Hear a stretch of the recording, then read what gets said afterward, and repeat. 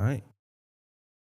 Mic check, mic check. Morning Masters Podcast. Your host, made of course. Got a special guest across from me, Miss Tasha. How you doing? Hello. How you been? I am great. Just left church, so I am wonderful. That's what I'm talking about. Nice on this nice Sunday. Real quick, I was talking to somebody and they said, "Where you know this person from? Where you know this person from?" And we talk a lot on social media. We play a lot All the time. especially people that's in that circle of like I don't want to say the P word, but people that do things and that's known for being funny or just being social on social Right. media. But I really forgot that you even worked with me for a little while, and I had to say, oh, you know what, they worked with me. I said, I know our son, son, you worked with me, and I said that's how I remembered you from there. And I be forgetting sometimes because you start you develop relationships and then like you forget where they started from. You know what I'm saying? I said that's the first time I met her. Remember when I first met you? I remember you was in front of me and they said, shoot me a cashier. I'm like, oh, okay, cool. And we walked from there. But that's when you know it be genuine when you forget where you met them at. yeah, for real. Cause I ain't, it wasn't like but the funny thing is like you say that and I remember like I don't think when we worked together we did, but when we started being friends on Facebook and stuff. And I'm a big yearbook person. I don't know why. I don't ask me why, but I always like going to other people's yearbooks and looking at stuff. Lord. And I said, oh, she went to, and I think I seen somebody, I forgot who it was, but they yearbook from back then or whatever. Posted that ugly picture. Nah, it wasn't that as ugly, but it was just like, oh, okay, this is her era, you know what I'm saying? And then you start to realize how many friends I got in common, and then between people's stories and telling stuff and homecomings and all that stuff, and like, oh, well, she was popular. This is a person that I knew. I knew the like the mother. Right. I just need a part-time job person. Right. These people know like the 17, 16, 18, 19 can't tell you nothing person. You know what I'm saying? But I quickly caught on to that. I said, okay, well she was something back then. Like this was what she was. Hello, Razzle Dazzle. Here you go. So I'm like, all right, cool. But so I know we got a lot going on. So I normally go in order, but I do want to start here. So one of the things that kind of caught my eye with you recently was it's funny because when you see somebody online for a long time, because like I said, we all play all day online. We just whatever. You go live, you do all that stuff, and then I remember for a while I was thinking like, this is me. This is my opinion. This is me, right? I'm like, I know I say a lot of stuff that people might not like. I joke a lot. But I was like, I don't think she would do that. And I was like, she ain't blocked me. Ain't no way. So I went to try to find you one day. I'm like, all right, I see her. I'm like, she ain't posting nothing. Then I said, okay, well, you know what? She get out together. Cause I get it. I do the same thing. I might not post for a while. I got real stuff going on. When real stuff going on, you can't be funny on social media. Like I can't even find a joke to tell nobody because like I got real stuff going on. I gotta pay this. I gotta do that. I gotta do that. So But I'm in like, that aspect, though, I do try to still do it because it helped me. And then I've learned through others that even though I'm going through something, when I get on social media and I'm funny, a lot of people done came and told me, like, it helped them. So I still try, but yeah. that makes sense, though, to still do that. And I was like, all right, so I ain't think twice about it. And then it's just funny how stuff works. Because, like, it might have been a month later, so I don't know. You time lapse, you don't know. I said, I seen this long post. I was like, God damn it. And it wasn't the F you post. It was just like, it was one of the posts like, look, I'm back, I'm doing this, so it was like, thank you. But I don't know, anytime somebody got a thank you post, the only thing I can see is like the F you in your thank you. Not that you saying that in verbatim, but it's like, you thank all these people, right? And it's like, damn, okay, it's like 27 people, 30 people, okay. So I guess, F the rest, 970 of us, okay? We didn't do this, we didn't do that. And that's your idea of thinking. Even though I knew I checked it was like, but I do understand the process, like, when somebody going through something, they want to be checked on. You know what I'm saying? Because you can't see that I searched your name. You can't see that I did that. But you were able to see somebody reach out and say, hey, everything all right? You okay? I'm just not that nosy. I'm not going to lie. I'm not nosy. I'm not a nosy guy. So I don't really get into all that. But when I seen that, I said, okay, now I'm being nosy. I'm like, where was she at? You know what I'm saying? So I didn't push or press, but I just watched you through the next couple of weeks and you say things. And then we spoke about you possibly coming on. And I was like, you know what? This is a real good time, especially when you're making a change in your life or you've been through something. But it's not just one thing you've been through. It's like the last 3 years. Just for me following you, I know that it's been something like every year, it seems like. Every year. From the house to anything you could think of. It's just like, and you overcome it and then it's like it knock you down again. You overcome it and knock you down again. Oh, man. So I said, this is a good time to do that. So welcome to the podcast, okay? Let's clap it up for you real quick. You know what I'm saying? All right. So how I typically start my interviews when I do have people on is I want to know like your upbringing, just your start. So talk about like whether you born and raised here, you from here, like just your upbringing. 2-parent household, 1-parent household, grandma raised you. Like what was that like for you coming up? So yes, I am initially born and raised here in Augusta. Okay. Been here all my life. I won't say unfortunately because it's here. I was in a household with both my parents. He wasn't my biological father, but that's my daddy. And that was probably up until maybe 10. Both my parents became addicted to drugs. My mama couldn't beat it. My daddy beat it. They separated. He moved on. My other 3 siblings went on to reside with him. Me being the oldest, I felt like it was my duty. Even though I was a young kid, I just felt like, it was my duty to stay with my mama and help my mama through what she was going through. So it ended up just being me and her for the rest of the duration. So it wasn't, I wouldn't say it was bad, even though I was put in that situation. I think it made me who I am today. It made me be able to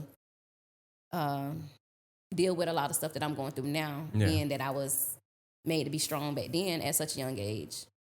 Would you say, did you have to at any point, I guess, develop like tough skin or something like that? Definitely tough skin. I can remember, I was just telling my sister, I can remember clearly the day that they introduced themselves to drugs. I was in 3rd grade. So from 3rd grade, it was chin up, chest out. I had to get it. You know what I'm saying? I had to be the mama to my other siblings. Well, and I'm just curious because I know I said I'm not nosy, but I'm a sound nosy in the next 90 minutes. Be I'm not gonna lie to nosy. you. Everybody else nosy. But I'm You just should be good at nosy to my what I face. do. When you say that you can remember the day they introduced themselves to drugs, what not only what do you mean by that, but what was it specific about that day that made you remember that? Because you can remember a bunch of days when you were 3rd grade. Why that day? I don't know. Even to this day, like I'm a sponge. I can remember what my son daddy had on the first day I seen him in 94 to the T. So it's like I'm just a sponge. But I don't know I guess because that day, it kind of like set the path for me. So that's a day I always remember. It was a Friday. I had just came home from school. It was tax time. And although I say that they were addicted to drugs, they were functional because they still worked. My mom still worked 3 or 4 jobs, even after her and my dad split. But I remember that day she worked at JCPenney's and he was working at a plant. I can't think of the name of the plant. And I don't know if someone introduced it to him or he came across, I don't know. But I just remember he came home and told my mama like, hey, I got something we're going to try. It was a Friday. I ain't seen him for the whole weekend. Oh, damn. Yeah, that was definitely probably the day then. You know what I'm saying? So it just stuck. But like I said, that day, that set the path for me. I feel like it set the path for me from that day for the rest of my life going forward. The thing that just stand out when you say that, though, even though you saying that he said we're going to try something, is like, parents, and I don't know if you had this issue or if you ever dealt with this or not, but like we say things and not really realizing, like, even though something small that the kids It's going to stick. Going to stick, Yep. And I'm learning, I have been learning that by me being a parent. Like, and I have a lot of, I won't say regrets, but it is kind of like a regret with some of my parenting. Because now that I'm in the place I am now, I kind of sit back and be like, dang, my kids was watching me, or my kids heard this, or my kids saw me do this. So all of that kind of plays into play of me trying to change over to be a different person. Yeah. Still be myself, but kind of like move a little bit different. So even though I say that, it's still hard because even in parenting, I feel like sometimes we get so caught in the moment, like, and that the good thing about that is like, you got some people who just can't get out of parent mode. And there's nothing wrong with that if that's what you're into. Yeah. But then you got some people who like, you could be in parent mode, but then you could also be in like, I'm just Tasha mode. I'm just being me. And you could, and if you can navigate through them, that's fine. And I think when you navigate through them, like how most people kind of do, it's easy to say things or do things and then think back like, damn, I probably shouldn't have said that in front of my kids, or I probably shouldn't have handled it this way because they might feel this way about that. But at the same time, I do feel like it's not wrong because it's not wrong because nobody should be in parent mode 24/7 because you're gonna be stressed out. Right, you'll stress yourself out, and I look at stuff like that too, and I'm like, if I'm always stuck in constant parent mode, I will forget that one day my kids gonna grow up and they're gonna go on and they're gonna be adults. So I can't just like.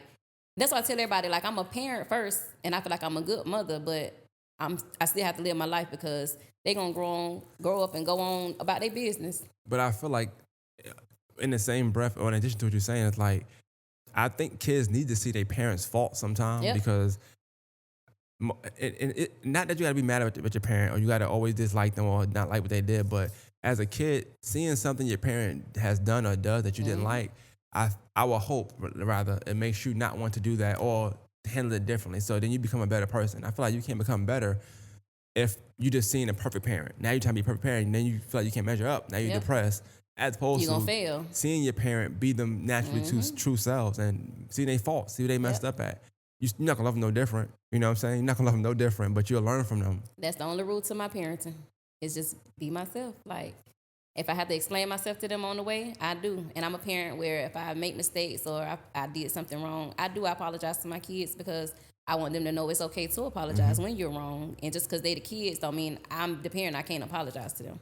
That's dope. That's dope. That's new. That's that new era. Like back in the 90s, 80s, they wasn't doing that back What? then. But I said that's what like I definitely said. 2000 thing. You know, they be quick to say what they say. Do as I say, not as I do. I'm trying to tell you. Yes, boy. Whew. They know what scriptures throw at you. But so just speak about. I know you said about third grade, so things changed for you. But talk about your process through high school, like. And I'm saying this also in addition to me already knowing that it's not to be funny when I said it, but during school, like you was fly. Like from what I see people talk about you, like you was fly, like you were the girl. So the middle school to high school, like what is that like dealing with what you're dealing with at home, and then being who you are at school, and having to measure up to the Tasha that people may see at school, but versus the Tasha that you see in the mirror. At first it was kind of hard, but it's like I just had to find my way and find what worked for me. And it's a lot of the times, even with work life, I tell people all the time, you know, you go to work, you got to go to work and you have to put on that face because you're at work, no matter what you got going on at home. So I had to do that with coming up as a kid and going to school.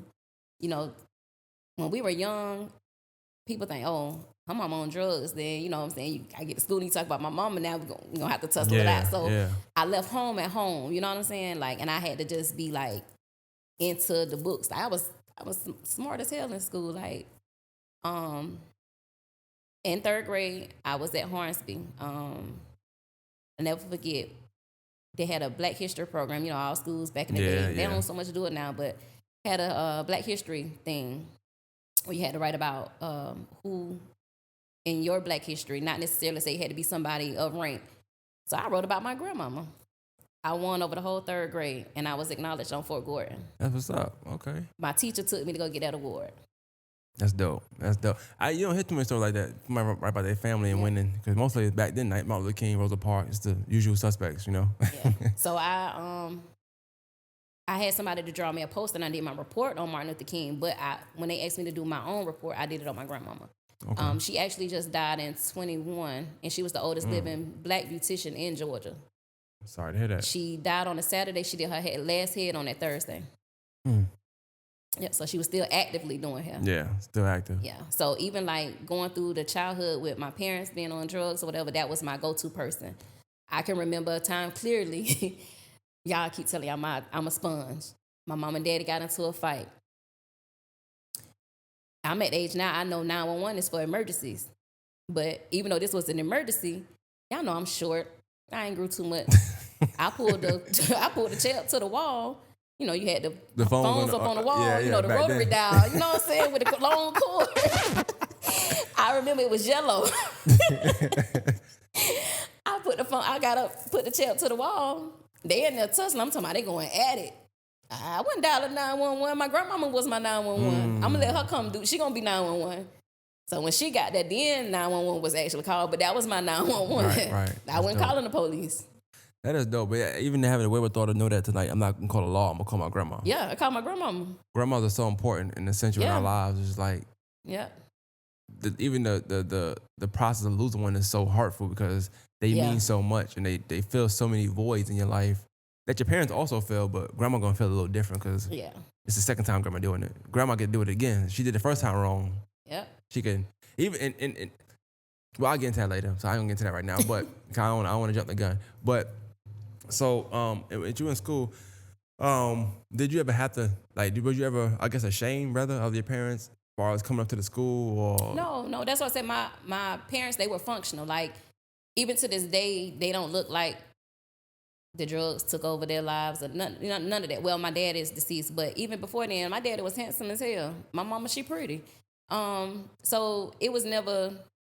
Now, she ain't never really go to the school. Mm-hmm. You know, she was so busy working. You know, and that's why I always wanted to not be that type of parent, but be that type of parent. You know, like my mama was a strong person, but she just wasn't the active person like within my school. And y'all be seeing me, I'm always at the kids' school. Like, I take on other people's kids. I'm going to the school to check on for their kids if they can't make it. You know what I'm saying? So my mama wasn't that mama per se. She was still a good mama, but she wasn't active in the school, so I didn't have to worry about that. But it kind of go back to what I said earlier about, like, a lot of times you'll see stuff that your parent do or don't do, and you're like, I'm not going to be that. So, like, your mom not coming to the school make you kind of go up to the school for your kids. Like, I try not to miss a beat. Yeah. So, sometimes, like I said, that helps. Because if your mom did do it, maybe it wouldn't be a goal for you to go up there all the time. You know what I'm saying? I think I probably still do it. Probably would. Probably in your in your personality. But a lot of times, stuff that we didn't get when we were young, we try to make sure our kids get that. So, and that's dope. I guess I just want to ask, like, when you say was it drug? Did you know the drug of choice they were on, or was it just like it hard? Okay, so that's a hard drug then. Especially back then. I don't know if it's hard no more. I don't know, but it's all kind of drugs now. Everybody doing crack, and because they were addicts to that drug, like, I won't date nobody who sells it, does it, around it. Like, nah. That makes sense though. You can't smoke cigarettes, like none. I had a good boyfriend when, like, back in the day. Well, somebody told me he snort powder. I was like, oh, all right. So no drug dealers. Oh yeah, nah. No drug users, none of that. Nah. That makes sense though, because I mean, and then also if in your mind you feel like that's the day, you feel like hell he might introduce it to you one day and then you can't get off it or something like that. You never know. Nah. You never. I feel like I'm stronger than that. So did you ever want to use drugs, or did what your parents went through make you like just push it to the side? Like, I don't care for drugs. I'm not doing nothing like that. Nah, I ain't gonna lie. I love eating an edible. Yeah, not like that. Yeah. Okay. So that's stuff to me, you know what I'm saying? Nah. Yeah, I don't do that either. But I'm just saying that's regular stuff though. Yeah. To me that's regular. Yeah. But the hard stuff, the stuff that put age on you and make you lose your teeth and stuff, nah. You can't pay me to do it. That makes sense. So talk about. I mean, we talk about this musical. Talk about like what was high school like? Like what was you like in high school? Like. Now, by the time I got to high school, oh boy, here we go. Like that was, I don't know, that was kind of like Unleash the Dragon type, like, okay, I survived elementary school. Like I said, I was smart, AB honor roll. Middle school is kind of like, I went to Tut, so I went to National Hills Elementary. Well, yeah, like I went to schools like Bayville, Joseph Lamar. Okay. National Hills, and then from National Hills, I went to Tut. Tut on the that side. So it's like, okay, I felt like I don't know, I don't want to say it the wrong way. I felt like in my mind, just be real, I felt like a black Barbie doll in a white people world. You know what I'm saying? Because all my friends were white, but they were cool though. They was like me. We was just the different in color a little bit. So when 7th grade came and my mama moved to South Augusta, that was Unleash the Dragon because I went to Morgan Road. Did y'all move a lot? Yeah. Okay. Yeah. Like moving, and it wasn't like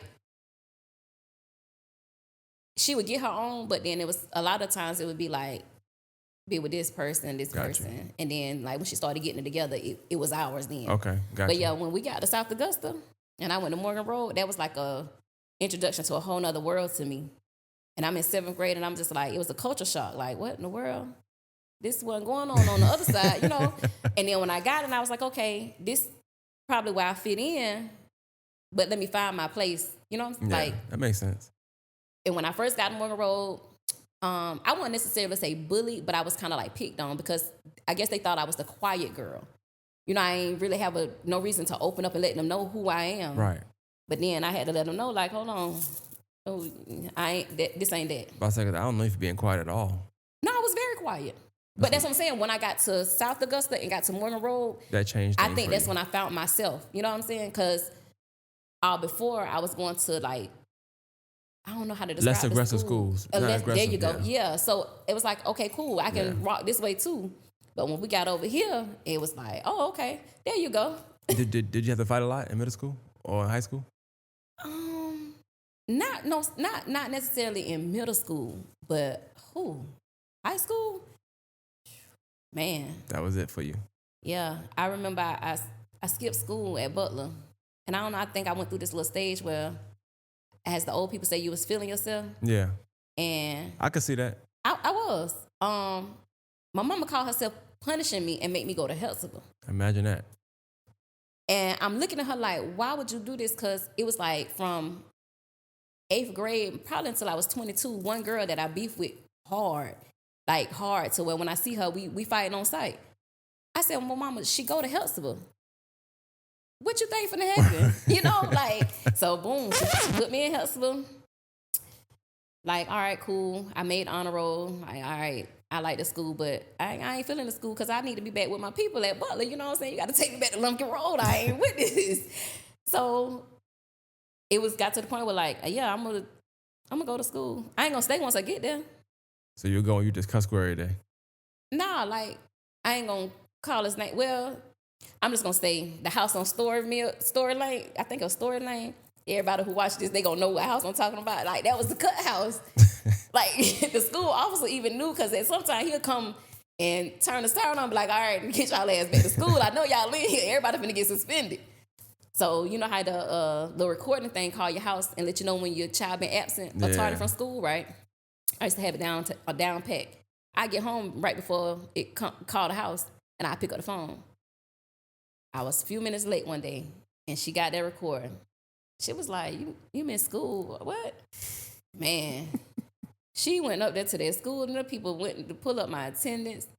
One class was like 20 days missing, 26 days missing. She looking at me, I'm looking at her like, I don't know what you're talking about. So then she put me on punishment. Then she was like, your boyfriend can't drive you to school. You got to ride the bus. What? Lady? Boy, you better be at that bus stop in the morning to take me to school. But it had got to the point to where, like, when I would see her, like, walking down the hallway, it was, I'm just asking. I don't know. What it was about? Why was it so important for y'all when y'all see each other every time y'all had to fight? Like, what was so important about whatever issue y'all had that y'all had to fight every time to each other? I mean, it was about a boy. I ain't gonna lie. It was about my little boy daddy. But I wasn't no mama then. Yeah. But like when you coming up back then, it was like. But you had him. He was your boyfriend. Yeah. So what y'all fighting for now? Because he was messing with her too. Oh, okay. Actively all the time. Yeah. So why I just didn't fight him? I done done that too.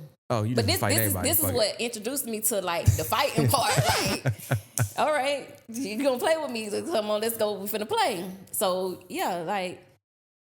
Every time we seen each other, we just had to. But it was crazy though. We would get into it. We'll be friends. We'll get into it. We'll be friends. But it's like on my mind, I'm like, okay, I'm gonna befriend her, and I'm gonna rub it in her face like I'm that one. You know what I'm saying? Yeah. Back then, you had to be a little extra petty. You just wanted that one up. Okay. I woke up the petty in me, and I think that's why I'm so good at it now. Yeah, like that's really how my mama found out I lost my virginity. I wrote her a note, like I wrote her a letter. We had them beefed about something, I don't know. And my mama went to go clean up my room or put up some clothes or something, I don't know. And that's how my mama found out I wasn't a virgin no more because I said it to her. So you trying to be funny and trying to be petty got my ass in trouble. Got in trouble, like man. But you said y'all, and I'm curious. You said y'all being from 8 to 22.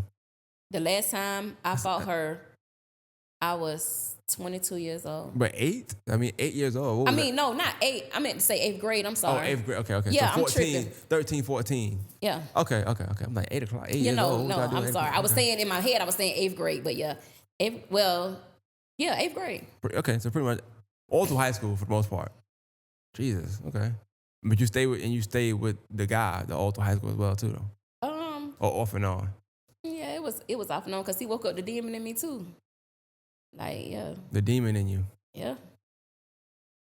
Well, I guess I'm curious because like. What does that mean? Nah, I know what that means, but I'm curious like because I look at you and I hear stuff, or I see the memories y'all have. It's not like a lot of people didn't want you in high school. So That would be correct. So I guess like what made you to like stay like I guess be stuck on one person when it seemed like everybody wanted you in high school? It'd be like different for a female. She can attest to me. It's different for a female. Like when you got that one dude and you lost your virginity to him, you do everything. Your first was with him. It kind of be like a different kind of attachment. Now I ain't gonna lie. After a couple of years, demon time. He was messing up, and I was like, all right, I'm gonna show you. Put me in, coach. Yeah. Put me in, coach is crazy. That's funny as hell. You gotta relax. So it's like, yeah. Like, shit, tag you with, what we finna do? Yeah. I'm gonna show you, like, I'm gonna come 10 more times harder than what you thought you was doing. Yeah, women normally do that a lot, so that's kind of the thing. Especially when you get hurt a lot for a long time. Exactly. So you and the girl, did y'all shake on it and end the beef? I guess. I mean, I ended it on my end. I would think that she, we grown now. I sent her a friend request on Instagram one day, not too long ago, and she inboxed. She was like, "Are you being funny? Like, damn, why this gotta carry with me? like what? Because it's like all of her other close friends who, and again, it's different for females. So it's like if my sister back in the day, I'm not the type of person now, and I was just telling her this, but if my sister back then didn't like somebody, oh, you my biggest enemy now. So that's like being loyal to your friends. So back in the day when we was in school, she had a crew of friends and they were loyal to her. And I get it. Yeah. But now in our grown years, I'm cool as hell with them. Well, she the last one. Yeah, I really ain't got no problem no more. That's what I'm saying. So younger. I sent the friend request like, oh, okay. She inboxed me back. She was like, is this for real or you trying to be funny? Well, you also changing your life around now too. So people they're not gonna really understand everything you're doing. This is like 20 years later, 30 years later. Like, girl, let that go. I mean, it depends how the fights went. I don't know who won the fights all the time. I don't know who lost the fights all the time. You said you had a kid with the man, right? I mean, yeah. So I mean, it could be a lot of resentment there still. Ain't no telling what he telling her or all that stuff. She should have got put in first. Yeah, I gotta try. But no, I don't recall like a time where I was ever beat up though. Okay, you mean in life or just that and during outside of a relationship of mine? Okay. Nobody in the streets has ever beat me up. Yeah, okay, no. Okay. So I done been snuck one time in the club though. Let me put that out there because somebody snuck and hit me one time in the club. As an adult?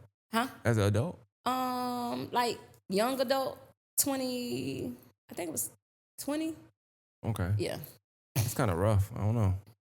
What were you doing? Why was somebody want to sneak you? Like, oh. Yeah, we ain't going to leave that one off. Do you feel like it's worth it? Like, I've been doing this lately. Like, do you feel like it's warranted? I've been having a conversation with somebody the other day, and I don't know if you had this problem before, but like, if you come to somebody, and let's say you just hit them in their shit, boom, right? Yeah. Sometimes people won't fight back because they know they deserve it. They feel like, you know what? I'm not saying you won't. I'm not saying you. I've seen it. I've done it. I've seen it. People like, you hit somebody, they know like, okay, I did wrong. I've seen that before. I feel like that's them saying, you know what, you're right, bro. At that time. So was it warranted? Should you have gotten snuck? Yes or no? I just want to know. Like, should you have not at that time, but probably from that person at a later time, yeah. But at that time, nah, because at that time it was just like petty back and forth stuff. And it's probably nothing that I would have done for one of my sisters. So, I chalk it up and move on along. Yeah, getting snuck at 20. I love their whole family. Like, you know what I'm saying? It's growth. Yeah, there's some wild times back in the days, man. Man, I don't think we got enough time for me to sit and tell everything. Yeah, this might be your best podcast. What about like, so to describe the club scene back then to me? Man, I never been to the club scene. Even now, I don't go out and like that, but I hear about it. Even back then, I had just moved. By the time you was 20, I probably had just moved down here at the time and stuff like that. Anyway, so I used to hear about stuff and things like that, but I don't know the scene life. Back in when I like really, because I jumped off the porch early, like 12, 13. But back when it was Hold on, no, 12, 13, what? like I jumped off the I porch. know, but Like people always do. They say 12, and then you said a word, but you didn't say nothing. Like, what you mean? Like, tell me, 12, 13, what? like we had a club called Shakey's, and I ain't know at the time that my goddaddy owned that club, Tony Mercedes. So my sister, she was gonna sneak me out the house, and we're gonna go to the club. They used to have a throw that D contest where guys get up on stage, and it was just like Queens men back in the day. It was called throw that D contest. Okay, hold on. I'm not. I'm lost for real. Yeah. What do you mean when you say that? That was the name of it, throw that D contest. They never said out the word, but it was throw the D, and we knew it was. Oh, okay, for men. Yeah. Okay. So me at 12. Gay men or? Nah, it was men. Okay. Back in the day, it wasn't really a thing to be gay, but like how women nowadays, the young girls now they twerk. Okay. I don't know how to twerk. I don't care how big my booty is. I knew how to pop. Okay. I didn't press the buttons. I'm just pressing buttons. So back then, it was cool for dudes to dance, and I used to call them shaking booty boys. Like it was cool for them to dance like that back the Miami Bass days and stuff. Okay. So shaking booty boys. So my sister snuck me out the house. I ain't gonna say which sister, but she snuck me out the house, and I went on to Shakey's. I'm in there, I'm just like, wow. Like I'm 12, I'm in the club. Oh, this lit. That man walked through the crowd, I guess, just monitoring his club, and he seen me. He was like, what the hell you doing in here? Get your ass in that office. So I had to spend the rest of the night in the office. Like, so yeah, that's why I say I jumped off the porch like early. Okay. And then just being exposed to certain things early on. And given my parental background of my parents, and then like back in the day, my family was like a popular family. When I say family, I mean my mama and my uncles. Like, if you say their names or their last name, it was like, oh, okay, I'm going to leave you alone. Because they was, you know what I'm saying? It was their time. It was known. So it wasn't too much that I didn't learn growing up. You know what I'm saying? I was learning how to count up drugs, count the money, like, yeah. Well, I guess because you said something earlier, so even though you learned that, I thought you said that you try to stay away from that. Was that as you got older? As I got older, right? Okay. Like when I'm younger, it was like you just living. You just kind of going. Yeah, but it's like when I was younger, I couldn't. No matter which way I turned, it was there. You know what I'm saying? Even though my family knew my mama had a problem, you know what I'm saying? They never condoned her problem, but they didn't shun her out. Okay. But that was their way of living at that time. And that was their way of taking care of me. And being that I'm real close with all my uncles, like, in their eyes, like, I'm finna show her the game because ain't nobody gonna mess over her when she get older. Yeah, okay. That makes sense. So it kind of like, it helped me, Would you say you grew a resentment to that lifestyle, like, as you got older, though? Like, maybe you grew a resentment too? Okay. Yeah. Now it makes more sense now. Because, like, now I think back, and I'm like, back then, my uncles, they weren't thinking about credit or savings or, buying houses and stuff. So I'm like, well, hell, if I learned this life that easy, it probably would have been easy for me to learn, credit, saving, But, yeah, that's not what I was learning. Okay, that makes sense. Yeah, I wasn't learning that. but so, well, what age did you have your son? What age of what? Did you have your son? What age were you when you got pregnant? I was 20. 20. Okay, so you was done with high school and everything, right? At this point. And you graduated from Butler. You graduated from Butler. I got my GED. Okay. So I guess I'm curious to that. What made you not finish? Like, what made you go out of school, not go? Living the life with my mama. I just I didn't have that push. You know what I'm saying? Because she was doing her own thing, and I never forget we stayed in Farrington, and she just was like, I want to move to Florida. So I was like, well, bet I ain't going. So she left me her house.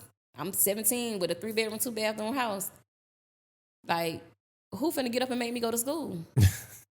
It was my 11th grade year. Sense, yeah. Like, who finna make me get up and go to school?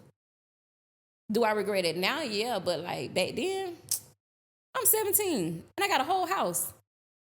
So I'm just gonna put it in perspective because you ain't gonna say, but you're 17. Everybody, I'm saying you're pretty. You're a hot commodity. Everybody will like you, want you.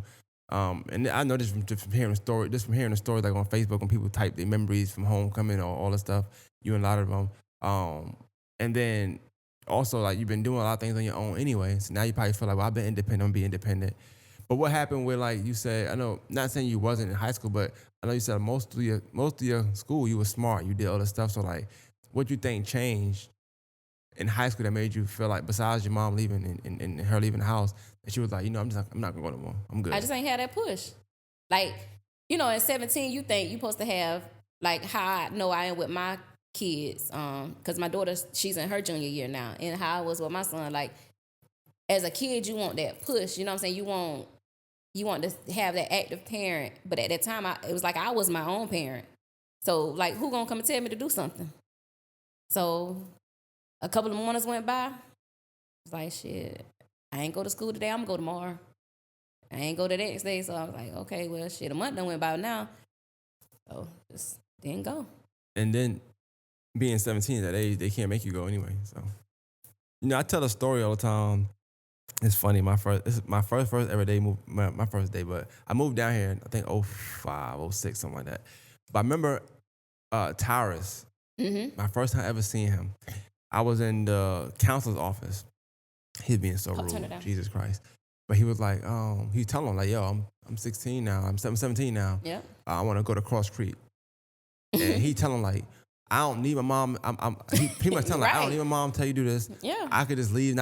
But how he was saying it, and I didn't realize at the time, like, those are laws. So it's a law, yeah. At 17, you don't need your mom to tell you got to go to school. If you don't go, you just don't go. Just don't go. And I knew I wasn't going to get in trouble. Like, my mama way in Miami, like. Dang. So, yeah. Okay. Like, and then my mama taught me, like, my mama ran all the clubs in Augusta. You know what I'm saying? Like, from the clubs to the strip club. My mama ran dolls downtown. She wasn't a stripper. But she ran all the clubs. I was going to ask that question. No, she wasn't. I ain't going to lie now. No, I was going to ask about mom being a stripper. I was going to ask. No, she wasn't a stripper, nah. But, so, again, it's like when you said she ran the club, what does that mean? I'm sorry. Like, she wasn't the owner, but she ran the clubs. Like, she was the manager. She worked. Okay. You know what I'm saying? She was the ones that kept the clubs going. Okay. Was she a promoter or something before? No, she was a bartender all my life. But she's always worked in the club scene or, like the serving area. So if a club owner came and opened up a club, they knew she was as you say, the hot commodity for the club. Mm-hmm. It was her. Okay. Back in the day, my mama looked like how I look right now. Like, her nickname was Princess, and everybody knew this was the pretty light-skinned lady. We want her to work in the club because she going to bring the people in. Yeah. So even with that, like, she still, even though she had a problem of her own, she still taught me a lot. Like, when she was working at Dolls and Super Bowl come, just an example, my mama threw a Super Bowl party at the house for my uncles and all their friends, but she had some dancers to come for halftime. So while we sitting over here making big commotion about Kendrick Lamar and Lil Wayne, my mama had pussy popping on the handstand in the living room. You know what I'm saying? Like, and I sat and watched her because people were paying to come to these parties. If they was playing cards, if they was shooting dice, the house got half of everything that was made on them tables. So at 17, when she left, I ain't had no job. All my close friends, all my homeboys, because like I'm a homeboy type person. Yeah, I have female friends, but I have more male friends. A lot of females, they be like kind of intimidated by me. So only the strong ones is who I call my friend. Right. So even at 17, they want to come play cards, shoot dice, because at this time, everybody know I got my own house. All right, y'all cool, come on. House gonna get half. So that's how I survive. Like, all right, what y'all finna, I'm a cook, because she left me the food stamps. we had paper food stamps then. She left me the food stamps. Like, yeah, all right, so this how I'm gonna survive. House gonna pay half. And that's what I did. So she was still teaching me, even in her wrongdoing, she was still teaching me a positive way. Yeah, but to go back to what you said in the beginning too, like you seeing them, you think it's a fault, but sometimes you learn through that too, because that's probably how you survived when she left, and you said I'm staying. I was definitely on survival mode. Did you work at all? Like, was you working, or you just trying to survive being pretty? I don't know. So I worked. My first job was 15. I opened up that Sonic right there on Tobacco Road. Okay. So from I worked there from 15 to. You was on skates?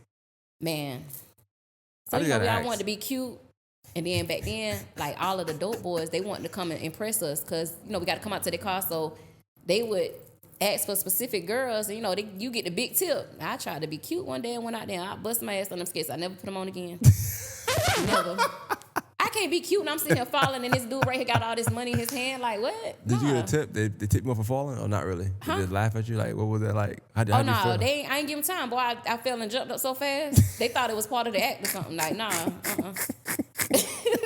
That was like one of them, like, oh, shit. I'm glad I ain't had nobody food in my hand. But yeah, nah.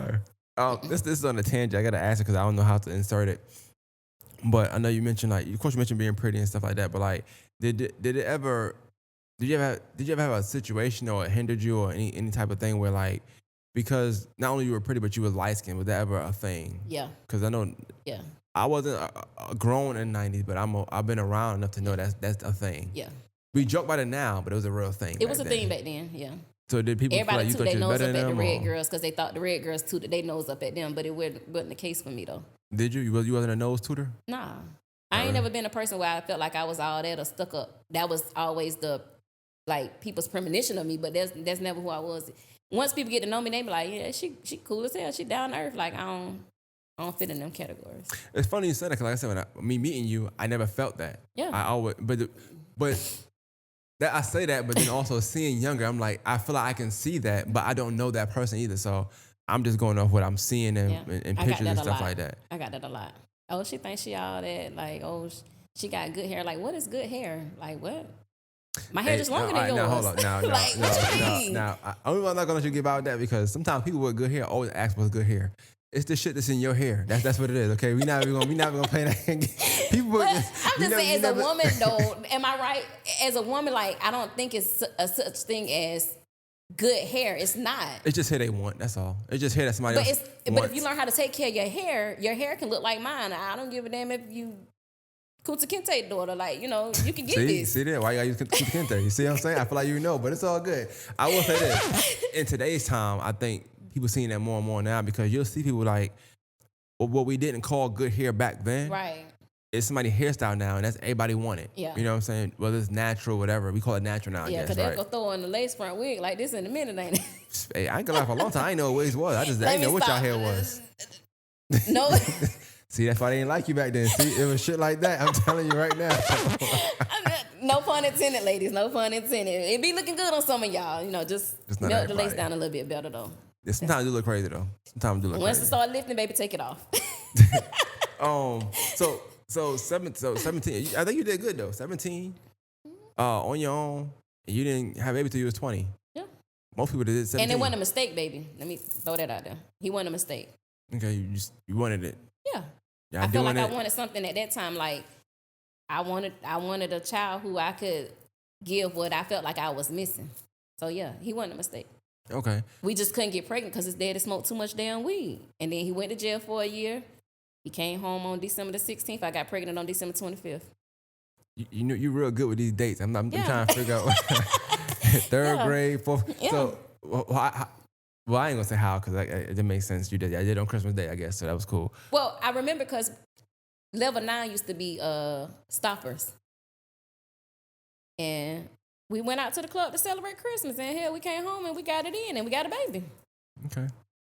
He came September 25th. Yeah, your calculation is I'm a beast with the memory now. Like, yeah. What was that like? So describe motherhood. So describe, motherhood now. So now or then? No, like just in that moment. Yeah, 20. Ooh, like, I wasn't scared. Like, cause again, being that I had to grow up so fast, like I literally took care or raised my siblings. So, and I was always taking care of somebody else's kids. So it came natural. Like I jumped into mommy mode real quick. Like that's one of them things where they say it got to be in you and not on you. It was definitely in me, I do feel like I messed up as a young parent because I ain't listened to the older people when they was telling me, all right, now you better stop spoiling that boy. It's gonna stick with you.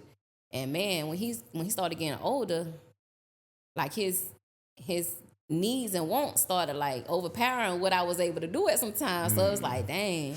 So here I'm beating myself up because I might can't give him what he want at that time. But as a parent, I knew like I'm gonna take care of your needs first. We're gonna work on them wants. So it was kind of like it was a topsy-turvy thing. Like, and then with him being a boy, and as we getting older, going through more and more in life, it's like, dang, I got a black son. So it's like now it's scary. He learned how to drive, like, Yeah. dang. And his daddy wasn't, he didn't have a bad daddy. His daddy just, he was young like me. We learned, that was our first kid. We learned together. So I can't necessarily say he was a bad daddy. He just wasn't as active as he should have been. Right. You know what I'm saying? And they say everybody can make a change. So he's very active with his dad relationship now. But back then, it's like I ended up being a single parent, like, so I had to. So how long from when you had the baby did y'all like stop dealing with each other for break up or whatever? Because it seemed like y'all was together from, you said 8th grade, it seemed like something like that. And that's so crazy because it's like when I got pregnant, I don't know, I just started thinking like, dang, when I have my baby, I know we're going to break up. I don't know why. Yo, you and so listen, you was That's a Raven before That's a Raven. Like how you had this premonition? I'm telling you, but I do this all the time though. Like I promise you. And it's crazy because his daddy's favorite basketball player back then was Michael Jordan. So I'm that woman who like I always try to incorporate what my man like or want with what I do. So I had named my son Jordan McHale. So his nickname, everybody was already touching my stomach, calling him JB. I'm in that bed pushing him out, and they all like, man, it was like a circus in my delivery room. Because back then, they didn't care who was in the room. So, like, everybody was in my room. So, everybody was like, come on, JB, come on. I'm looking at them like, who y'all talking to? They was like, him. Nah, I already had it in my mind we was going to break up, and I had his dad's name tattooed on my leg. I said, no, his name Kurt. Okay, so did you? Yeah, I took his name. It say Kurt going down that way. So, I just took a J and put it in front of the R, so it say Kurt Jr. You want to have me around here with a tattoo of your name on it, and my son ain't your name. No. Okay. So, I was smart. Okay. So that's how my baby became a junior, because he wasn't a junior at first. Okay, but really for the tattoo. Yeah. Okay. But when you made the decision in the bed at that moment, pushing him out, yeah. So how you gonna look at everybody saying who y'all talking about? And I'm looking at them. They thinking it's the drugs that the epidural. They looking at me like I'm crazy. I'm looking at them like I ain't crazy. The drugs is helping the pain, but it's not doing nothing to my mental. His name is not Jordan no more. His name is Curtis. But I'm saying you didn't think about that till you was on the bed giving lip. So for 9 months, really everybody been touching your stomach saying JB and JB, and it's fine. It was like I'm finna have this baby, so now it's a reality. And I was already thinking like months before I had him, like as soon as I have my baby, we're gonna break up. Like dang, we've been together all these years. We done grew up together. Like everything we did together was our first. I was his first, he was my first. Like everything we did was the first. But I don't know. It's like a couple of months before I had him, I just kept saying, nah, we're gonna break up. When I had this baby, I had my baby September 25th. Man, his daddy broke up. He turned 1 September 2001. We broke up October 31st, 2001. I just didn't see the book you got all these dates in, because all these dates, I mean, it was Halloween, I guess. It was Halloween night, yeah. Boy, I can't make this shit up, boy. Yeah. Must have been a scary day, but Nah, I found out that he had sent for old girl who I was always fighting. He had sent for her to come to work. He was working out on the road, and he sent for her to come to where he was at. And I was like, I'm not. I got a baby now. Like I ain't finna keep going back and forth with this. Yeah, man. You look back on life when you're young, and it's like, was everything not worth it? Like that part, like having a son, but just the issues, the beef. It's like you could have let him have him, and you probably could have had anybody you wanted after that. Yeah. So, and then everybody. It's crazy that you keep putting that in there. Like, why it be like I can be with anybody, but it's like the ones who I guess approach me. I mean, and I say anybody. I don't know how the demographic was back then, but I really just mean like somebody that could have treated you better or right. You know what I'm saying? And see, back then, it was really a mentality of good boys ain't no fun. Now that I'm grown, you got to be a good boy. That'd be funny, because then I think sometimes, like nowadays, like, the funny thing is, especially social media and podcasts, all that stuff, is like people will ridicule women that I guess are single because they feel like you was too busy searching at the bad boys, or even a good dude. They feel like, I tried to talk to you, you didn't want to do it. Got here, you got this now, you look like, whatever. And it's that's just how life works sometimes. You want what you want at that time, and you kind of go from there. Yeah, back when we was younger, like it was like you had to be a bad boy. Like Yeah, he had to be a bad boy. That's crazy, bro. I respect it though. I respect Now, it. like, nah, I need you to come with a little bit more stability, baby. I need, yeah. Look at that. You got to help me. Like, you know. Yeah. I mean, it makes sense. You wonder if it's a way to get people to understand at an early age, though. And you can't. I don't think so either. You can't. The person got to go through it. I think Like how they say you got to grow through it. You got to go through it to grow through it. Yeah, it's and not. I think it's a lot of pressure with like a lot of ideologies, pressure with society too, because not saying that the dude is a bad boy per se, quote unquote, because we say bad boy, but sometimes they don't be bad. They just like in the mix or whatever. Yeah. But you gotta be close enough to be in the mix, you know? Like you just can't be a square. Like you just having good grades. Right. See, when I say bad boy, like I wasn't into like the thugs or you ain't gotta be no killer. Yeah. Just don't be too clean. That's what it seemed like, you know what I'm saying? Like don't be a nerd. You know what I'm saying? You ain't have to be like robbing and all that, but you had to be in the in crowd, you know, like. Which is so odd because I feel like too, like women, not women, well, I'm gonna say young women, I just wonder why they feel safe with the bad boys, and it's like that's probably putting you more in danger than you think, you know? But you feel safe with that person. And that's like a catch-22 thing because you feel safer because you feel like, you know, he a tough dude. He gonna protect you. And then it's kind of like, back then it was exciting. Like, ooh, what we finna do now? Yeah. Like, ooh, okay. But I think everybody got to go through an exciting stage in life because that's how you appreciate any other stage you go through, you know? Right. The exciting stage is one thing, and now it's like, okay, well, there's logic. Logic tell me this is the better man for me, you know? This is exciting, cool, I had that. That don't excite me no more. You know what I'm saying? The life of my story. You know what I'm saying? So I'm done with all of that. But men do the same thing, though. Men have that thing, too, where you can have a good wife, but you want... They got to go out and get excitement, Or you can have a good girl, and you want this because that girl is into that, whatever the case may be, or you feel like they're into that, or they represent something that, you know, you have a fantasy, or, you know, you want to get excited as well. So I think men do it, too. The only thing men do, they just going to keep both until...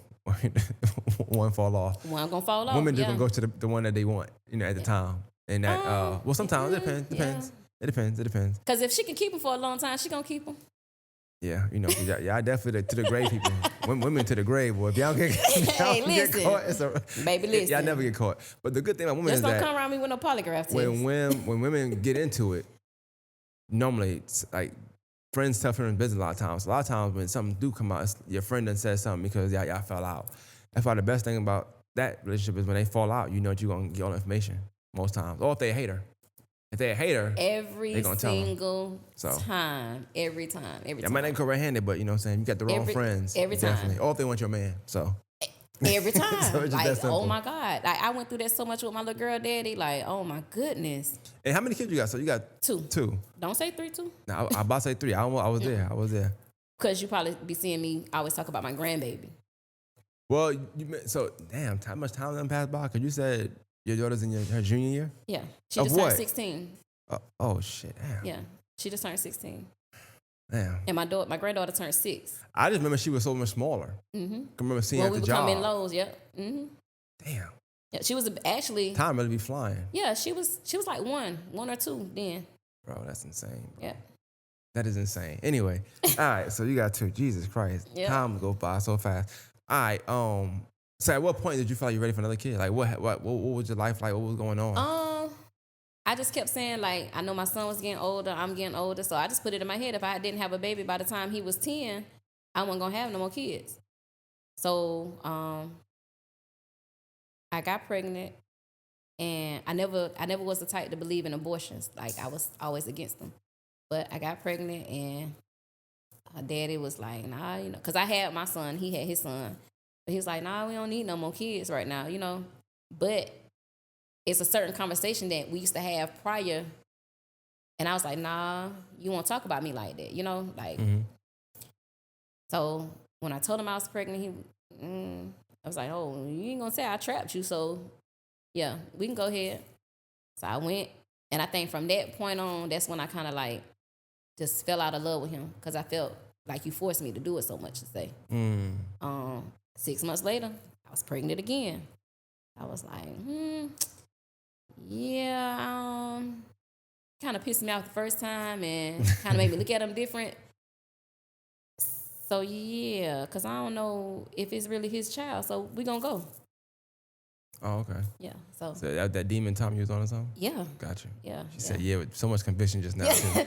So then, like the next year, I got pregnant. I was like, you know what? I think this is the baby that God sent for me. And I was like, you know what? I don't give a damn what you say. It's coming. How was y'all relationship like? Just in the sense of the first time you got pregnant and then y'all had abortion, but you didn't want to have one. Nah, I didn't. So like, how did that make you view him? That's what from I'm that saying. point It made me like feel. It changed my feelings towards him. But we worked through it. You know what I'm saying? But I just in the back of my head, like we was. You just felt the way. And I think I just stayed because I was comfortable and I was content. You know what I'm saying? Like I was living a certain lifestyle, and you know what I'm saying. I knew I had that stability. And I think we just both at that time we was just content with each other because after a while he wasn't happy. He started cheating more and more, and then I just say, shit, all right, put me in, coach. So he never stopped. He just started cheating more. Oh yeah, he started. Yeah. But It's like the never had better stopped, he got, the more he did it. The better he got at cheating, or better he got with his profession. Profession too, yeah. It's like, oh my God, it was just, yeah. I asked that question because I know you're not saying names, but I know he boxed, so I know that. I mean, everybody know, but I don't. You won't sue me for defamation of character. I'm not saying. No, I'm talking about him. It's just that I do think a lot of times in life when you know how you said at one point you was feeling yourself. Yeah. I think when you're in your profession, when you get better and better, you start to feel yourself. And that was the thing, yeah. It's like at some point he started to feel like he was untouchable. Yeah. You know, it's funny. So I can't not saying I fault him. I don't know, but it's just like one of them things where a lot of people in life don't get to feel that at all. It's a good feeling. It's a dangerous feeling. Yeah, it's a good feeling. Like I don't take nothing from him. Like he a good dude. You know what I'm saying? And he's very good at what he does. You know what I'm saying? And he's an awesome daddy. I never take that from him. And I tell him this to his face, like, you're a great person. You're just an asshole. You know what I'm saying? It's like your status kind of like fights with who you really are. You know, if that makes sense. That makes sense. Makes a lot of so sense. it's like you battling yourself because it's like, oh yeah, you know, I got this. This is mine. Yeah. Make a lot of sense. You might as well put some big sandals on him and call him Jesus. Chill, man. But I understand that. I just wondered that because I always want to know from the other person that's in a relationship with that person's perspective, like, and then boxing is just one thing in general because it's a toll away because it's a lot that happens to the person's body while they are in it, whether they win or lose or whatever. It's then scary. there's losses. Like, it's scary. That loss really be having them depressed. Losing the fight really has them depressed sometimes. So you deal with somebody else like, damn, you lost. Fuck. Yeah. So those times at home was like really he never really took it out on us per se, but you could tell when he was in his mode, but we just learned to get out of the way. Yeah. But that's a depressive state because especially in boxing, a lot of the up times you gotta win. You gotta win. So once you start getting them, even though you can win 30 times and lose 2, them 2 would like really set you like on a different path. Yeah. Just because it would make or break a lot of stuff. Yeah. And I had to learn that, like being with him in that profession. Because when I got with him, he was still amateur. So by the time I think right before I got pregnant is when he turned pro.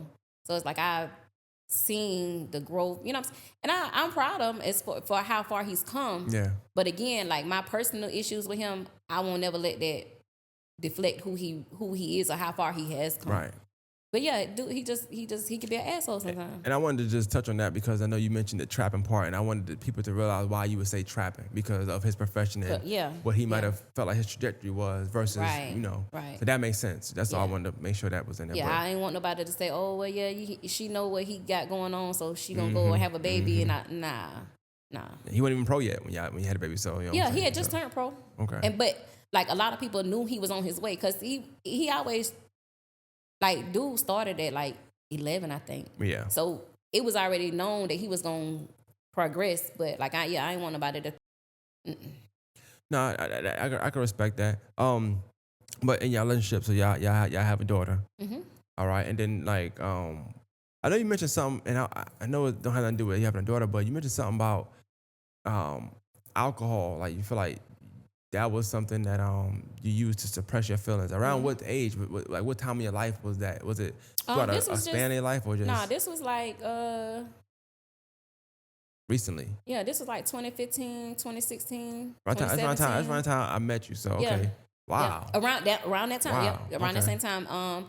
So around that time, like I had really started focusing a lot on searching for my biological daddy.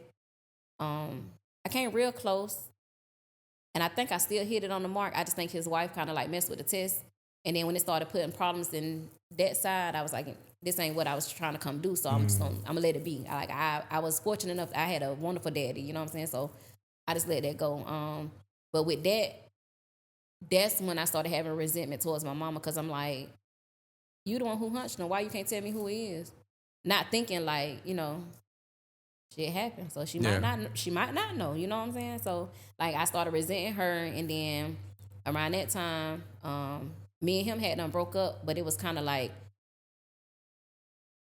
going up and down, because it's like, yeah, we broke up, but we stopped messing with each other. So it's like I can't move on because I'm still messing with dude, and like people see me at the gas station. Oh, I saw you, baby mama. Or it was everything I would do was like, oh, y'all calling him like that's my probation officer or something. Like that shit was But because depressing. because he's so popular and such a huge figure. So it's like I'm in his shadow. Yeah. And I think that's what kind of like took a toll on me, even in being in a relationship with him, is like I was living in his shadow. You know what I'm saying? Like he had this mind frame, and my upbringing, I wasn't brought up how the way he was. Like he wasn't brought up. He was brought up in love, but they ain't really. I don't think they really know how to show emotions and stuff. So, like, they whole base value is like credit, saving money. You know what I'm saying? So when we go to family functions, that's what we talking about. You know what I'm saying? And I'm like, it's foreign language to me. Like, let's talk about something else. So I think that's kind of like where we drew the line, because he was in this place where like, all right, let me show you how to do this, that, and the third. So I'm like, all right, we can compromise, because I don't know about this.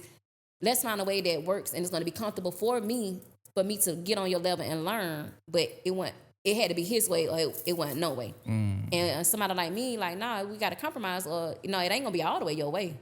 So we kind of like just went on our separate ways, because he was going one way, and at that point in life, I think I kind of was complacent in life and trying to find who I was, because I was so many years with him, I was in his shadow. I ain't know who I was. Yeah.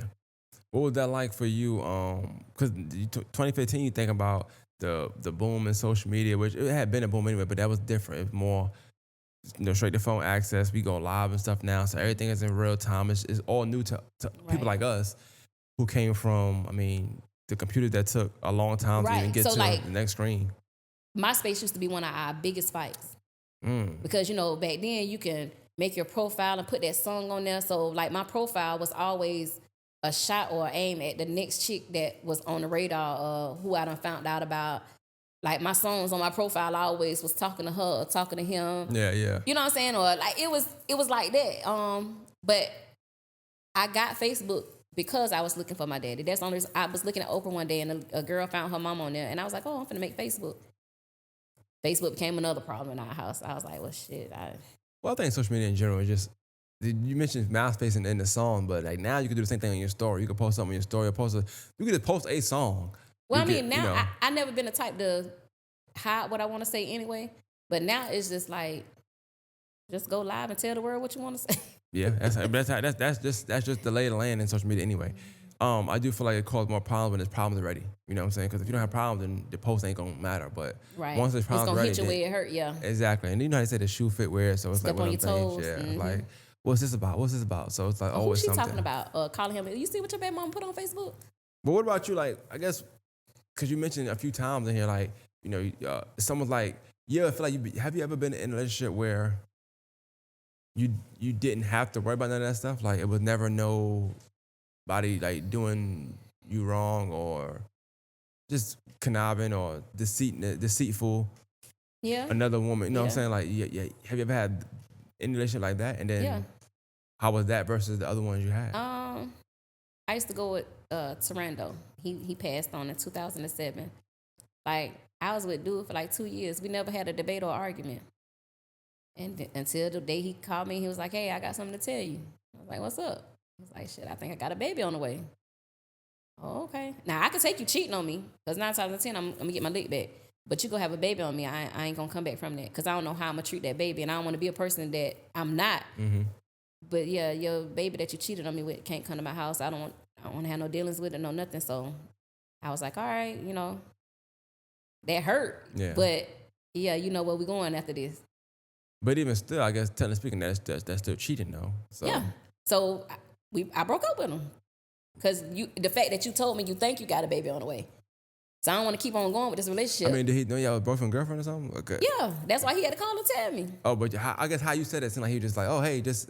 Nah, I mean, he's stuff. just like, hey, I got something I need to tell you. And I was like, shit, what's up? Okay. Yeah. So he was kind of worried. It wasn't like, hey, this is going on. Just letting you know. I'm going to accept all your kids before me, but yeah, I ain't taking none that you cheated on me and made. Nah. Shout out to y'all who do that. Y'all strong. I can't do it. I can't do that. Yeah, I can't do it. But I know, so you said around the time you started looking for your dad, and it's about 2015. Was it you were going out drinking alcohol? Was you just home drinking alcohol? Like, and then how did that deter or like cause the issue in your parenting or your relationship with your son, if it did at all? Yeah, with both of my kids, my family, him. Like I don't know, I was drinking to kind of like erase everything because me and him had started going through a custody battle. I don't know, it's like I didn't like myself, so I ain't like nobody. You know what I'm saying? I was drinking to kind of like erase everything. And then after a while, I just had to realize, like, shit, when you come over that hangover, your problem's still going to be here. Like, I had turned into, like, an angry drinking person. I wanted to fight everybody, cuss everybody out. Like, go in the club and just be like, oh, yeah, fuck you, bitch. And, yeah, cuss out my siblings, arguing with my mama, and then having to let my kids see me, like, the next morning I'm all hungover, or they seeing me fussing and cussing with my siblings and stuff. Like, yeah. So once I realized that, I had to stop. Wow. So you said you didn't like yourself. What was it about yourself you felt like you didn't like at that time? I think that was some things. That was around the time I was approaching 30, I think, and I think I like went through a midlife crisis because I'm 30, I got 2 kids, 2 baby daddies. Like this ain't the life I had planned for me. Like I don't own no house. Like you know what I'm saying? Credit ain't all that. So I like I ain't. And then I done got caught up with this dude like in his shadow. This ain't who I supposed to thought I was gonna be. So yeah, I ain't like myself. So I guess you probably one of the first people I could have on to ask that question, just because of me knowing your status back then, like just in school, high school and stuff. How did that feel like? Because when you're younger and you feel in yourself, like you have so many aspirations, so many high goals, so many things going for yourself. It's depressing. And then you feel like you look back, and it's not the same because you wasn't on drugs and stuff, but I don't know if you ever seen Why Do Fools Fall in Love? Mm-hmm. But it's a point in the movie where like, he looking back on his life, like all the things he's done.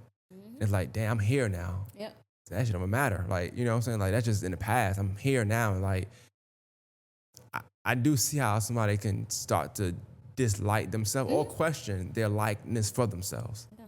It's tough. It was tough. So like, you just go into depression, like you just be crying or you try to, and me, like I never let my kids, my son can tell you, like they've never seen me, when I'm depressed, it's harder to be depressed around your kids because I'm the type of person, they're not gonna see me being depressed. Like they're not gonna see me upset because I can't make a bill payment on time or shit, the lights or the water or something finna get cut off. So it's like I'm holding that in. Mm-hmm. So like when you get to that drink, like damn, I can finally relax.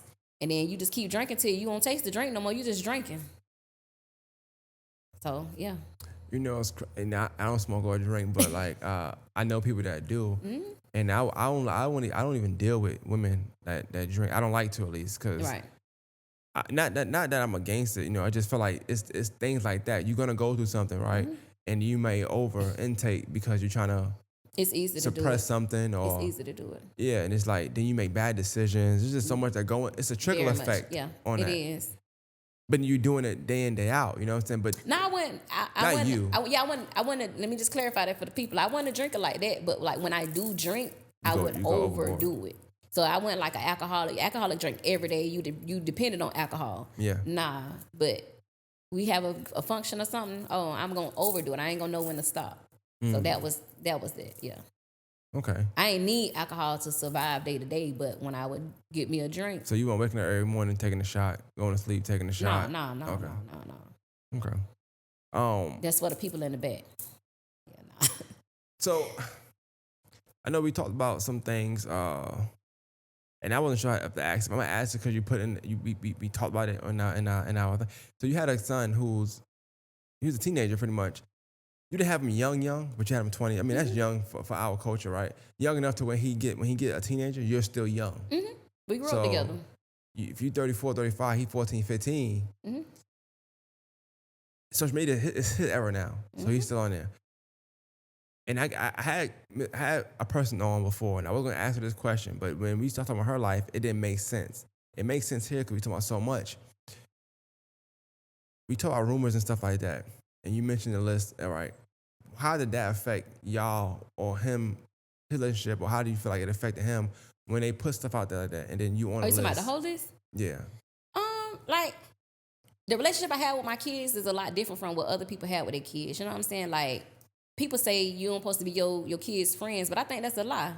Like, I'm my kids' friends, but my kids know, like, I'm the mama when I, they know when I'm serious. Mm-hmm. But, like, when that list came out, and it's crazy because my little girl daddy was on it. Yeah. So, you know what I'm saying? When people looked at that list, and if you really knew the people that was on that list, you can kind of like, whoever made it, they was a hater. And the two lists, because it was one for the men and one for the women, that was a list of popularity. That wasn't necessarily a list of you being a hoe. That was a popularity list. And then if y'all go back and look at the female list, hell, I almost felt honored because y'all, for one, put me all the way at the top. And then... You number one?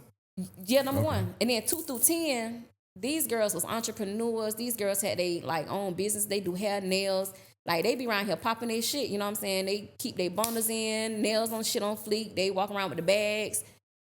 I don't do no labels and none of that stuff. You know what I'm saying? I don't keep my hair. I'm going to pay $300 for no bundles and shit. Like, nah, I wasn't doing none of that. So it's like, how y'all put me on the list with these women? And I don't, not down to myself, but I'm a real person. Like, I don't even fit in the same category with these women. Yeah. So that was a popularity list.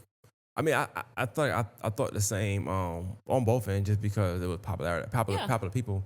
But I also feel like those are the people that people watch. Right. So it wasn't that people was or wasn't. It's just like you feel this way because they are in an limelight. People like them. Right. But it's somebody that's not known that exactly is doing twice as much, you know? Exactly. But... Because it's a lot of them around here that should have been on the list that wasn't on it. The list part, I feel like that's just some typical small city stuff. Right. It happens in any small city. I never really care about the list because I don't think the list, like, maybe it didn't do nothing for me. It's just like, oh, okay, this one of these. It's almost everybody that was on it, we all laughed at it. I don't think not one person on either side took offense to it. I don't think so either. Everybody turned it around to be something positive. Like Jadorvis did a steal. Yeah. A couple of girls, they did the promo code. Like, we even threw a party at 3DL. I just remember one time I think Mo had a podcast and with kid Joe, and she ended up asking about it. And he was like, my only issue with it was like, I got a kid, right. So I don't want my kids to be seeing, I mean, you feel how you feel about me, I don't care, but I don't want my kids to be seeing nothing like that because that's a different conversation I got to have with my kid now. Right. Or because you want to be and petty you and your or feelings, be funny. right. Yeah. And that's why I say, when you asked about my kids, and I can't speak for everybody, but as far as how I felt or how it affected me and my children, that's why I say we looked at it and we laughed at it. Okay. Because, like, what? So only I asked you that because, it's funny you said you can't kid because you got more than one kid. I only thought about the son just because it's a son. Mm-hmm. So I'm the oldest son, right? Right. And you got friends that, you know what I'm saying? They like, dang, boy, your mama made the whole list. But like, at 17, 18, 19, his age, whenever this came out, my mom, like, didn't look like she was my mom, like she was my sister. So I already had to be around her anyway, because I'm like, look, nigga, get away from me. Right. Like, you know what I'm saying? What you looking at my mama for? Yeah. Yeah, but I know, I just looking at him, I know he felt the same way a lot of times. He do it all the time. And I know he kind of developed like not an anger, but like a shield, like, yo, don't mention my mom, bro. Don't, you can feel it in talking to him. Your son's a cool guy, but you feel it. And I always wonder, like, did that bother me? Because then you go to school being in school with different demographic, people might joke on you, they say things. So I didn't understand if that. I that think with me, affected it's him. kind of like it didn't hit that way because all of his friends, they look at me like I'm mom. Like I'm not only active in my kids' life, I'm active in both of my kids' friends' lives. You know what I'm saying? Got you. And when I say active, I don't mean like, oh, y'all can just come spend the night at my house. Nah. If I feel like you getting into something, you know what I'm saying? And it's to the point where she can attest. If she having an issue with her daughter and she feel like she can't talk to her, she gonna talk to your niece. Or if I'm going to the school to drop in on my kids, I'm checking on everybody's kids. The teachers calling me if they can't get, you know what I'm saying? So the same way I am with my kids, that's how I am with my kids' friends. Okay. So I think they all just looked at it like, nah, not mama, no. In real time, I didn't really pay that no attention, you know. But because I was working so much, I didn't really have time to do that. But I do know that was like a one of them, like I said, small city things. It just happened. We do that. It's lists that happen all the time, and anytime a list come out, they did a top podcast list tomorrow. It's gonna be it's gonna be a problem with that just because this person should be on, this person should be on. It's small city Somebody stuff. ain't got nothing to do. It's all the time. Every year it's like something like that. Whether it's school, whether it's homecoming, you do it all the time. You put a list in a small city, you know, people gonna feel their way about how they feel. You know, but so I want to kind of talk about like the last, you know, couple years of your life, last 3 or 4 years of life rather. And I want to kind of go in order. So I think to me, but I remember the first thing happening. Might have been your house. I think it caught on fire, right? Describe that and talk about that time for you. Like describe it, but also tell me like where you was at in life when that happened. I want to say I was in a good space. I felt myself like finding myself, just getting back to how I'm supposed to be, what I felt comfortable with. And were you liking yourself at this time again? Yeah. I don't know. That day was weird. Like I had just lost my job at the driver's license place on January the 3rd, and I was depressed because I kept going back and forth with unemployment. That particular day, my homegirl called me. She was like, we ain't doing that depressed. Get up and come to Top Crab. That's my favorite restaurant. Shout out to Bentonville. So she was like, no, we're finna go have a drink. So I was like, all right, cool. Went up there, had some drinks, laughing, talking. Because again, if I'm going through something, nobody on the outside of me will know it unless I tell you. Like, I don't wear it. You know what I'm saying? So I went up there and I pushed it to the side and I enjoyed myself. Had a couple of drinks, got something to eat, came home. And there was a dude that was moving in earlier that day. So I'm in there and I think I put a load of clothes in the dryer, started running my bath water. I'm finna get into it. I'm just going to bed. I'm starting the next day over tomorrow. I kept hearing some noise. I'm like, what are they doing? Like, why are you still moving? Like, what y'all throwing out? Because it was sounding like wood planks hitting the floor. Yeah. So water still running, clothes in the dryer. I'm finna go get in the tub. I open up the front door. Like, when you come into my house, I would always take my shoes off, set my keys in my purse right here. So I opened up the door. When I opened up the door, it was like black, but it was smoky. What the hell going on? I turned to the left and it was just like yellow, orange, and red. I don't think I did. It was like, shit, grab my keys and my pocketbook, put my shoes on. I was like, well, guess I got to get out of here. And I closed the door. I closed the door on everything I ever owned. And everything just gone.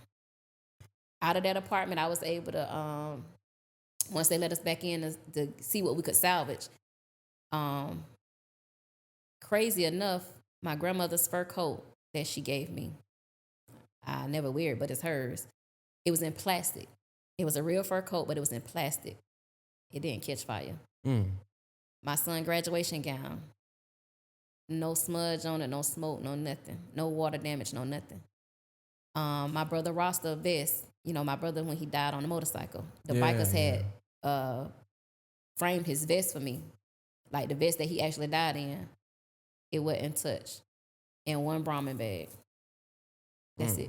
Out of the whole house. Nothing else. Damn. I remember that time, and I didn't. You know, you don't know how to feel when something like that happened. But I remember people also, you know, making statuses about it. You know, saying we need to do this and that. But I also remember you going live a couple times afterwards. And once again, like you said, you don't wear your stuff, so it's like you couldn't tell. But I also, I mean, my mind always felt like, you kind of was doing it to keep yourself busy, not Right. thinking about it, Because you were live a lot during this time. Since you were Right. live every day. You was cooking on live. It was 2 a.m. sometimes. You cooking and just talking. It was unlike you, but I felt like that was what you were doing to get through. Yeah. And that's why when people always be like, oh, girl, you always posting, or you on Facebook, like, they got to stop that, because you never know if that's what's helping me get through what I'm going through. Or like I said, a lot of people come up to me and be like, girl, I love what you posted today. You seen what we said in here? My sister she didn't know I had made the post, and she was like, oh my God. You know what I'm saying? Mm-hmm. I get that all the time. So when people be like, oh, you always on Facebook, well, keep your ass off Facebook. You won't see me. Delete me, block me, something, snooze me. They got a 30-day snooze. And now when they start talking about payments, oh yeah, I'm trying to run it up. I don't blame you. Yeah, if you're gonna be on all day, might as well get paid for it. I'm gonna keep posting. Yeah. Just don't steal no statuses, please. Oh yeah, I'm gonna steal them if they gonna get me paid. Jesus Christ. I don't know if they do. I don't know. Somebody said that. No, they do. Somebody told me that. If you don't share it, now I copy and paste it. Yeah, I'm gonna get that. Hey man, get your money. Get your money, man. Yeah. Sometimes you gotta rob Peter to pay Paul. Hell, if they making the statuses and they getting shared like I got shared, they getting paid too. So it's a win-win for everybody, except for the haters. I ain't heard that saying in a minute. My mom used to always say that, man. That's crazy. Rob Peter to pay Paul. Yeah. That's insane. Oh man. So once that happened and you have the fire, you lose it. So you lose your job first. Mm-hmm. January 3rd. January 27th is when the house caught fire. Okay, you know the dates. I write the dates down because you got the dates on. So 1/3. Yep. Lose a job. The new year. That's a hell of a way to bring in the new year. 1/27. Yep. Fire. Yep. What do you do after the fire? Where do you go live? Like, what do you do? Well, that day. Because it was a house or apartment? It was apartment, yeah. That day, or like the next, probably that week, I stayed at my homegirl and her dude house.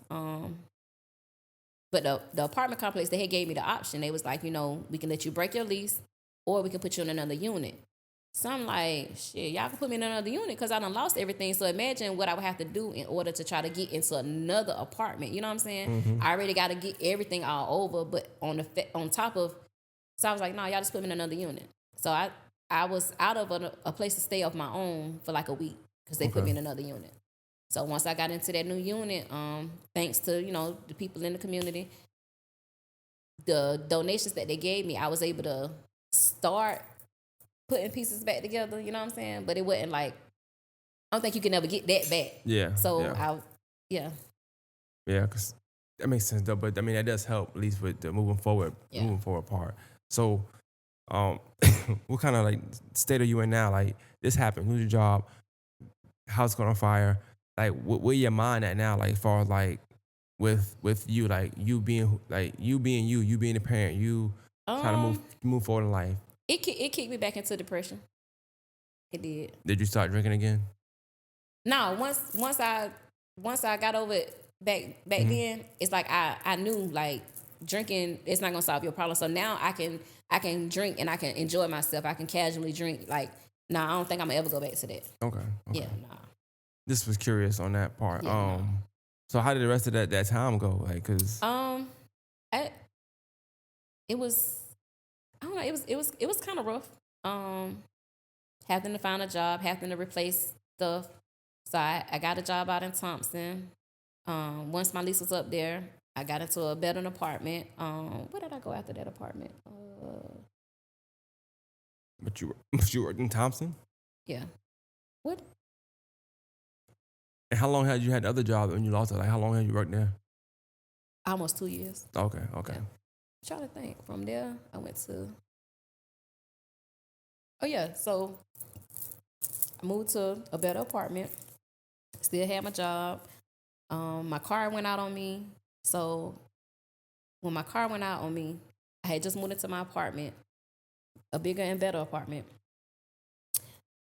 I had to go buy a brand new car, and I had to buy brand new furniture and stuff, all at the same time I'm moving. So I was like, shit, I ain't gonna let nothing stop me. I'm gonna do it. And then I did all of that, got behind on stuff. I think it was coming up time. Yeah. So that's what it was. Trying to think. I get my timeline together. Yeah, now get So your dates. I was about to lose my car. I was still working at Thompson. I was about to lose my car. So I was like, shit, I'm gonna be smart. I went to file bankruptcy, Chapter 13, because I can keep my car. Yeah.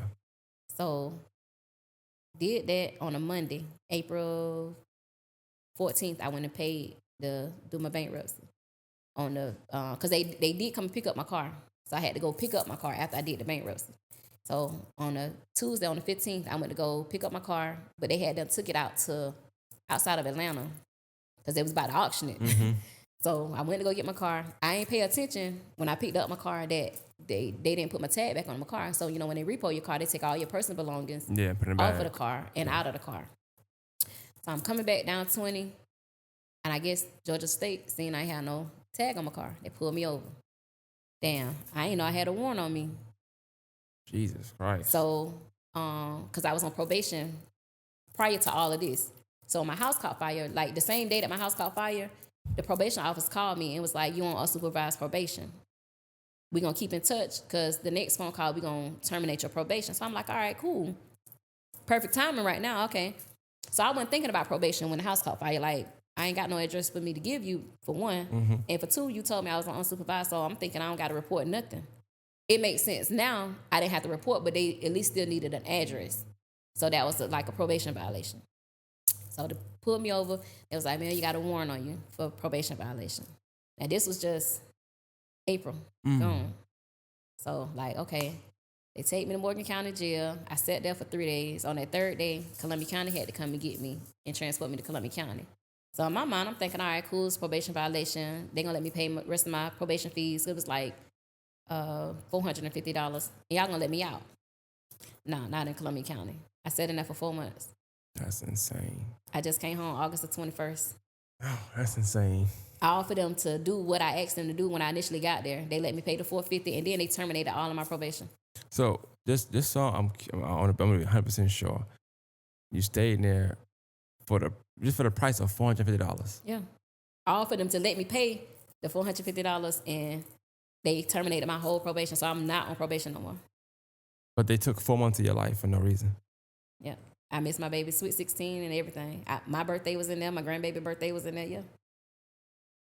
Yeah, that's insane. And then, so the thing came from just your house burning down and you not having an address, correct? Right. But like I said, that morning, when I came back from the unemployment office, somebody from the probation office called me and said, we're just calling you, Ms. Robinson, to let you know that you're on unsupervised probation now. We're going to be in touch because the next step is we're going to terminate your probation. So I was like, all right, cool. That's the phone call I needed. You know what I'm saying? That was kind of like a highlight of the day. Like, all right, that's one less thing I got to worry about. So, yeah.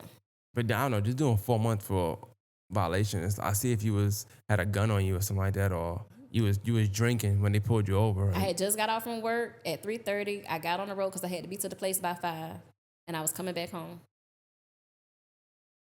You know, this last little 10 minutes you tell me is like the epitome of like when it rains, it pours, you know? Oh, the sky done fell out. Yeah, So, that's insane. in the course of me being in there for those 4 months, like I told you, I had just moved into my apartment. In the course of me being in there, I lost my job. I ain't going to work. Can't call in. Lost my apartment. No, I didn't lose my apartment. I went ahead and agreed to cancel my lease, and they agreed to terminate my lease. Let me throw that out there because I don't want y'all telling lies and rumors. So I terminated my lease because I didn't know at this point what the process was going to be because I still had a year left on probation.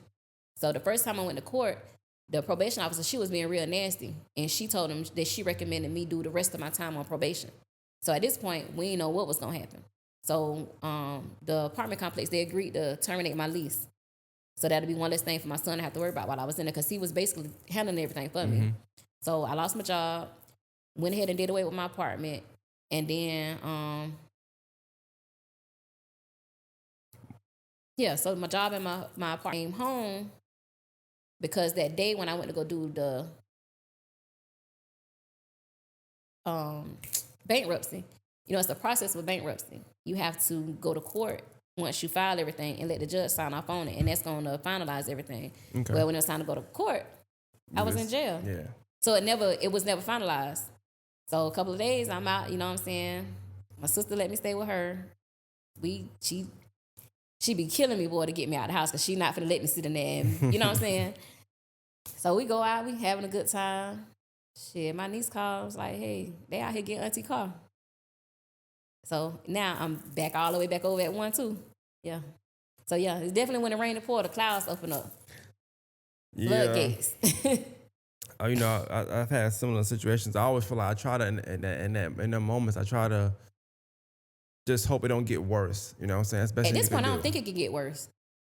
Like I don't think it could get worse. I mean, 4 months in jail is a lot. You know, I ain't never did no jail time. I ain't never been arrested in my life, so thank God. That's the longest I ever been in jail. I think before that it was just like 3 days. But yeah, nah. Because the 3 days in even Morgan County, I feel like that was too much just for no tag. Because that's where I got pulled over at. So you know when they run your name, you have a warrant. Whatever county you in, they have to hold you until that county come and get you. So up there, I'm just sitting in a holding cell for 3 days. Oh, it must have been a Friday. Nah, it was on a Tuesday. But Columbia County they slow as shit, and they gonna wait till the very last day for them to have to come and get you. So it was a debate. Like, are y'all gonna bring her, or y'all gonna make us come and get her? But talk about them 4 months. Like, what was them 4 months like for you? I would say it was life changing, and I'm upset that I missed so much, but I really think them 4 months kind of like turned around a whole lot for me. I want to say it saved me a little bit. It made me look at stuff a whole lot different. Like what? Like what were some things you feel like how did it change your outlook? For one, I think God set me down so He can get me back closer to Him. It made me look at people a lot different. You know what I'm saying? Because you would think people are for you how you are for them. 4 months in jail gonna show you a lot. You know, I didn't go to jail, but I do think when you got real life stuff going on, how people handle you during them times, I don't think they see it, but it's really telling. Yeah. And it's not. It tell a lot. But it's not that I feel like you have to do something. I just feel like you do make a choice. Right. And then me knowing that choice, it's like, okay, I see where we at now. Right. Because if I come down to the point that I really need you, the way you moving while something like this going on, it's going to tell me a lot of, am I going to keep going on with you? Yeah. And like I said, I think on my post, like I said, obligation, it ain't owed to nobody, but hard times going to show you real people. And how you said it was perfect because, yes, I feel like you're not obligated to reach out. You're not obligated to see how I'm doing. You're not obligated to. Because you ain't in my shit. I'm in my shit. You don't have to. But you do have a choice of whether you're going to do these things or not. And then, you know, we mess up because we be looking for us and other people. You know what I'm saying? Like, and I'm that type of person. Like, if I'm for you, I'm for you. I'm going to go to bat for you. Even in my troubled times, I'm still going to try to find a way to help you and be for you. I want to stop you right there. I think that's the worst part of all of that because it be people that you know that you mentioned earlier robbing Peter to pay Paul. Yeah. It's times you do things for somebody and they don't know exactly how you got that done, what you ignored that you needed to get done to get that done for them. Yep. And then if I just need, and I'm not saying you had to put money in my books or your books or whatever. I'm not saying that, but it's the thought of I didn't even hear from you. And with me, a lot of people got mad because they were like, you ain't call me. Bitch, I'm in jail. I don't want to talk to nobody. I want to talk to my kids. And hell, I barely talk to my mama. I want to talk to my kids. You know what I'm saying? Because at that time, like, your kids be your strength and your kids be your weakness. But at that time, like, my kids was my strength for me to be in there. You know what I'm saying? Like, I would probably, out of 4 months, I probably talked to my mama 3 times. But my kids, I got to talk to them because they're going to keep me going. And then my son, you know what I'm saying, with the help of some close people to us, he was still holding everything down. So it was a big thing on him too. It was a big thing on my daughter, and I think towards the end, because the first, like, up until the end, it was pretty much like a breeze for me. Like I said, I think God set me there. But towards the end, I think I started kind of like getting depressed because I was going to court. They was continuing it. I'm constantly telling my daughter, this date I'm coming home, something come up. So being in there, I started feeling like, at this point, I done missed her birthday. We had a big old cruise plane, you know what I'm saying? And I'm very close to my kids. It's her summer. She finna go to junior year. We don't know what's finna go on. So I had got to a point where I felt like she started not liking me.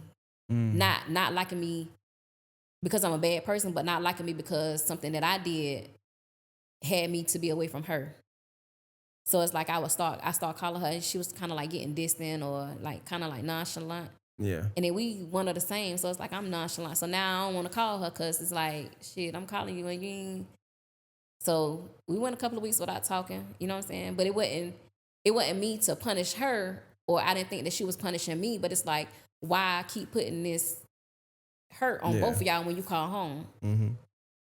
Like, but also, just let her keep on enjoying her summer. But in the space you in, like, you can't really have that, you know. Right. Not saying that you was in this rough and tough space. I don't know how it is out there. No, I mean, Columbia County way before. better than Richmond County, but still, I was in jail.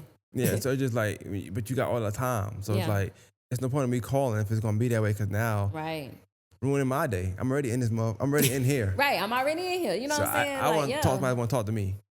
Right. You know what I'm saying? Who going to uplift me? But I couldn't fault her, though. So, you know, I just gave her, you know, I just felt like I'm going to give her a space, you know, because I'm the parent. So, you know what I'm saying? Like, it was tough. That was the tough part. Because my kids, like I said, they my strength and my weakness. But that was different for all parties, because also she probably used to her mom not being there when she called her, you know? And I'm active. Like, even though my daughter stayed with her daddy, I'm still active. If you didn't know our story, you wouldn't know she stayed with her daddy. So I did. I know that came up before.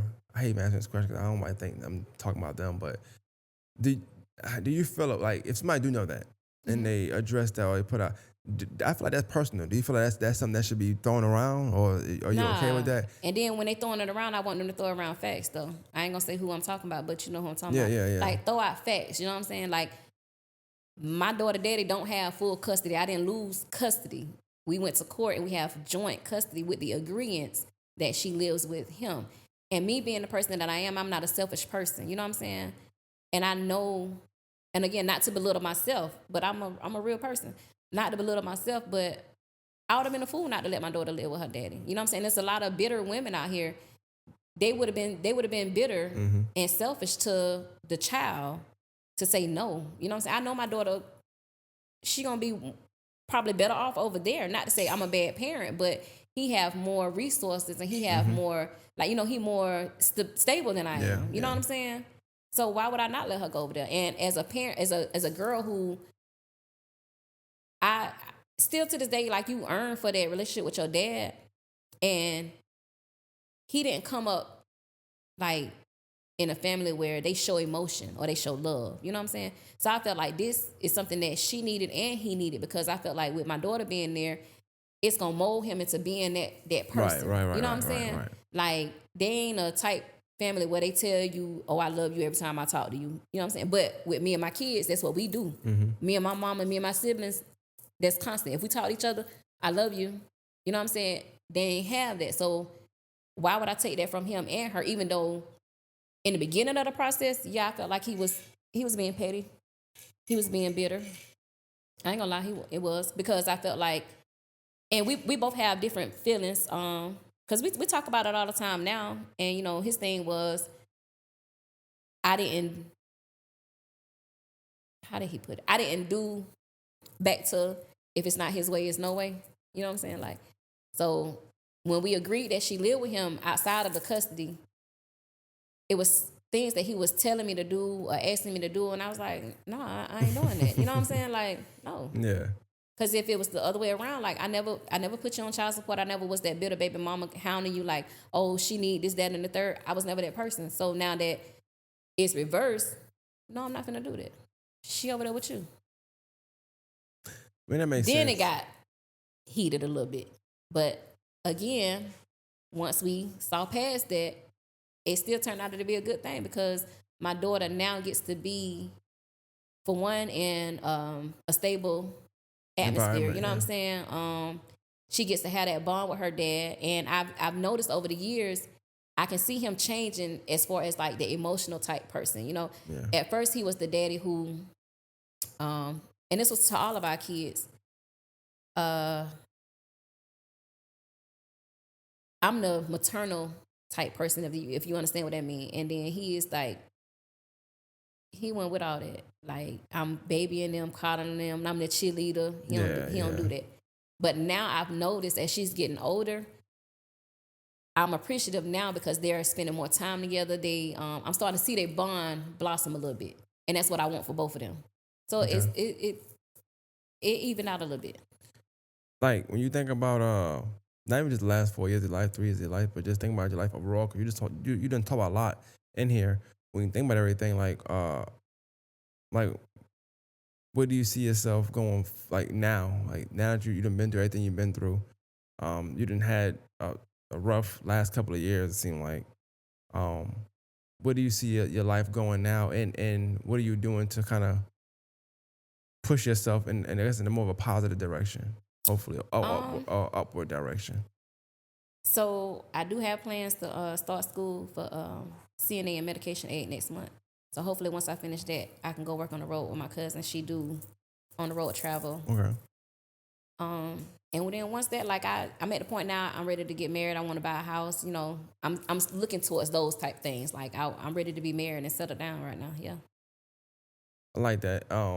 But I guess I'm curious. Like before, was that ever a thing for you, married? Like, did you care Yeah, about it? it's Not always really? been a thing, but at like one point, I kind of like got discouraged from it a little bit.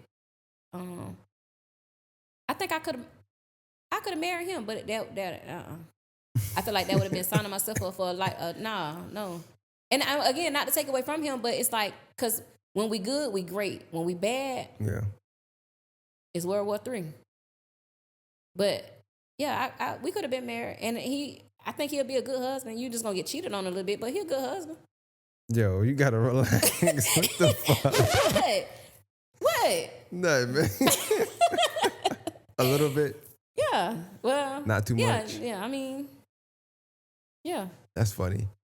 Oh my God. And you gotta choose your battles wisely. Shit, you won't. I ain't gonna say the dude when he wouldn't have loved me. Like you want the love and the stability, or you gonna be worried about him going to cheat. Just only thing is like pick your battles wisely, homie.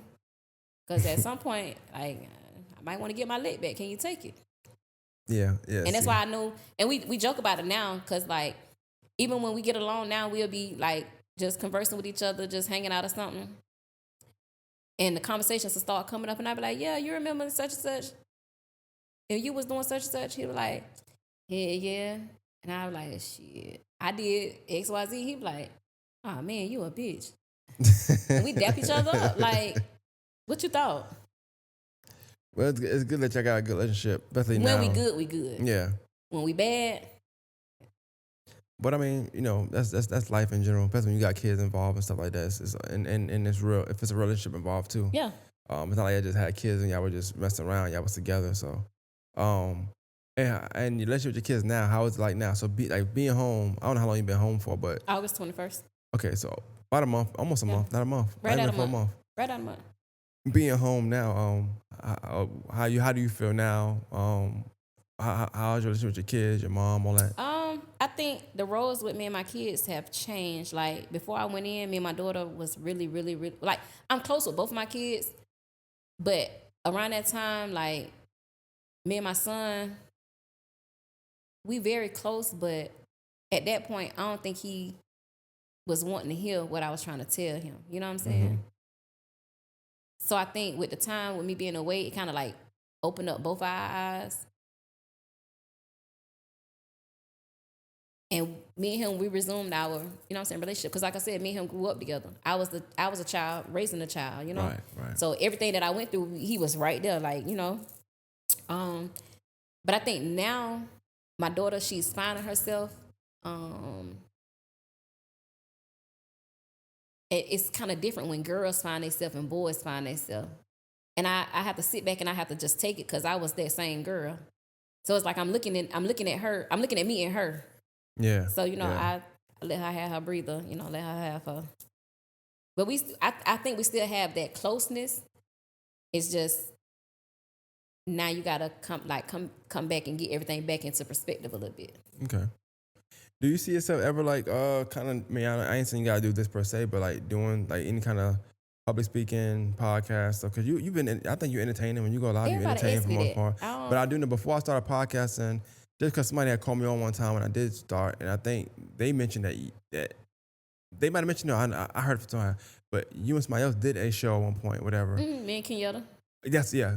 We did sip and talk on Monday nights. That's what it was. Yeah, because she asked me to come on there one time. Yeah. Me and Dorian. That's when I first met Dorian. And at the time she was doing the solo, but I heard that y'all had started doing it together. Could you ever see yourself doing something like that, or like just 'cause I feel like even with your story and your experience and just some things you've been through life, I feel like you could speak to a lot of things. I'm asked that all the time. Like even when I was in jail, and I don't know why, I felt like I was in drug rehab up there. So I'm like, everybody go to Columbia County, they in there for drugs or something. Yeah, So it was a lot of older ladies in there, telling me about how they have a bad relationship with their kids, or their kids don't want nothing to do with them. And it touched me. So I'm like, hold on, that ain't how you supposed to do that. They weren't on drugs, you was on drugs. You can't give them that option of what's gonna work for you. So a lot of people in there, I feel like I helped them too. But people ask me all the time, like, you don't want to have your own podcast show or go. I mean, I would if the opportunity presents itself, yeah. I mean, even now I can see you doing that, even going to jails and talking to them now, like especially being that you, had to spend time in there and you see what they going through. Because it's a lot that is not talked about while you're in jail. That happens, that go on. It's not just you away from your family, but it's a lot of stuff that mentally you think about, and you're just stuck in them thoughts because you can't go nowhere else. Can't do nothing else. Lights come on at 5 o'clock, go off at 10. Yeah, you can't do nothing. I can't imagine. One little brick square. Everybody stand outside smoking Was the cigarettes. food good in there at all? Like, I don't know. Yeah. Well, like they had a good week and they had a bad week. On the bad week, it was like trash. But it was hot and warm. What you ate when you first? What was your first thing you did when you first? Man, I don't even want to. Me and my daughter-in-law was so mad because, like, they held me all day, and so when I got out, everything was closed. You know what I'm saying? And then, like, my son and my daughter-in-law, they had done hit a rough patch. We didn't tell nobody I was coming home. So when I got out, it was like 11 o'clock at night. So we just went to McDonald's. Hey, that's better than jail for, man. Yeah, I don't know. You know what I'm saying? I just wanted some hot French fries. Like, I just wanted some hot fries. Damn. So yeah. Okay, look, man. I think the first meal I had, what I cooked? Chicken? Nah. The first meal, the first real meal I cooked macaroni, collard greens, and barbecue chicken. Yeah.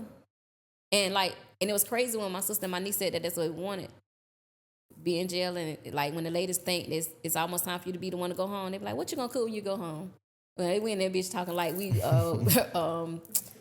Ray and Claude. Like, what you gonna eat when you go home? Like, shit, I want some macaroni, collard greens, some chicken, some mashed potatoes, some potato salad. Yeah. So I'm like, dang, that's what I mean, you say that, but I do feel like 4 months is long. That's a quarter of a year. You missed a whole quarter of a year. It's a long time. It's I missed the whole summer. That's it, yeah. The whole summer. Like, entirely the whole summer. Yeah. What's that? August 21st was the first day of fall. Yeah, I missed the whole summer. Yeah. But yeah, I agree with you about the whole sitting down thing too. I think a lot of times and stuff, life happened to you, sit down, you can reflect, and I mean, I think it worked. I think it was. I think I needed it. Just not that long, but I think I needed it. It's like a catch-22 thing. It can't be good, but it can't be bad. Yeah. Well, like I said, I do think that it's good things to come. It seems like you got a good attitude. I can't say I've known you like personally for to say you changed, but I just see a lot of stuff you post, and I feel like it's inspirational, but it's also from a real genuine place of how you feel. Of course. You still joke on it, of course, but I'm gonna be a comedian till the day I die.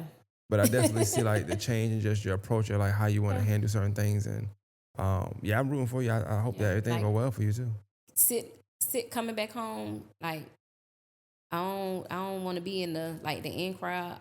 I don't mind going out with my sister and them, hanging out at a bar, go see live band, but like clubbing, I don't want to do all that. I don't want to be around no big crowds and all that stuff. Like, nah. That's dope. That's the dope perspective. Just see you want to change your environment. You still go out, but just want to change the scenery. Yeah. So, because I mean, and I that's one thing I want people to know and understand. No matter where you are no matter at what point you are in life, like you ain't got to just stop doing everything completely. Like life ain't meant to just be lived like that. So some people be like, well, yeah, you done came home, you shouldn't be doing this, that, and the third. No, I'm still breathing. Like that don't stop nothing. it's just about now how you go about doing stuff. You know what I'm saying? Like I ain't dead. So just because I went to jail, I ain't gonna stop doing everything you think I'm supposed to stop doing. Nah, I'm just gonna do. I'm gonna do differently. Yeah. Like, and now it opened my eyes for me to know like what I know I need to do. Like I could tell you all day long what I think you need to do. That's my perspective of what you need to do. It ain't gonna hit the same unless it's coming from you. Yeah, and I think you gain appreciation for things a lot too. Like things that you probably took for granted. Very much so. You know, you gain a whole different level of appreciation for those things and people. And then also things that you put too much energy into, you're able to release that energy. Like, you know what? Yeah. I was putting too much into that. Yeah, I ain't even. Yeah. So I'm still get on social media. I'm gonna voice my opinion, but I'm gonna keep on going. Like I ain't. It tear me up when I see people like arguing somebody else's opinion. Yeah. And they'll be like, "Well, that's my opinion," but you arguing their opinion. Make it make sense. I guess I always be like, I like it, or I just be like, no, you're right. I don't believe in That's what I'm arguing saying. ever. Make your statement, and you know what I'm saying. Go on. That's it. Like I ain't gonna be here like, now you know that's wrong. You shouldn't be thinking like that. What? Yeah. No. Nah, for real. That's how I say. I'm not arguing about it. I ain't gonna argue with you. Like real. that's one thing about me. And like in life, before this, I'm just that type of person. Like as rowdy as I was coming up as a kid, like man, I'm not gonna argue with you. How Ply say you want to argue? Man, I ain't arguing with you. You know what I'm saying? But that's me. In a relationship with my kids, my friendships, nothing. My mama, my siblings, I'm not going to argue with you. If anything, I'm going to hang up in your face, I'm going to walk out. Like, I'm not going to argue with you. We'll try this again. But I'm not going to argue with you. I'm not fighting. I don't even want to fight no more. You raise your voice at me too much, I'm going to pick up the phone. Hello, 911. I got a problem. I ain't got the energy for that. Nah. I feel you, man. I ain't got the energy. I think this was a dope conversation. I do appreciate the time you gave me. Appreciate you asking all the questions too. Like nothing was off limits. I think that was the dopest thing about it. A lot of times you'll find people say, well, not this, not this, not that. I'm very transparent. And they kind of put your parameter. Yeah, but you told me it's like anything. I don't care. I'm transparent. Like I ain't had nothing that was negatively to ask, speaking though. But I'm very transparent. I don't got nothing to hide. No, I definitely appreciate it though, and I appreciate you coming through. Appreciate it. Yeah, man. I wish you the best, and I'm hoping to see success, and hope it spread to your kids, and you're able to just be in a space where you can be happy, not now, but happy with yourself for a long period of time, and no more losses. Just I want you to get some wins, hopefully, So. Man. Or if not no wins, no more losses. That's a win too. No losses is a win sometimes. So I mean, sometimes they say you got to win some to lose some. So I'm gonna take the losses as they come. Like, but I need more wins now. But definitely, I'm gonna take them losses. I'm gonna eat them up though. I don't let them. As you can see, I don't let them get to me. Nah, yeah, I appreciate that, man. But yeah, man, Morning Masters podcast, man. We out. Y'all go follow Tasha on Facebook, follow and watch her lives and. Watch her ask these crazy ass questions she be asking on that she know the answer to on social media. Period. We out.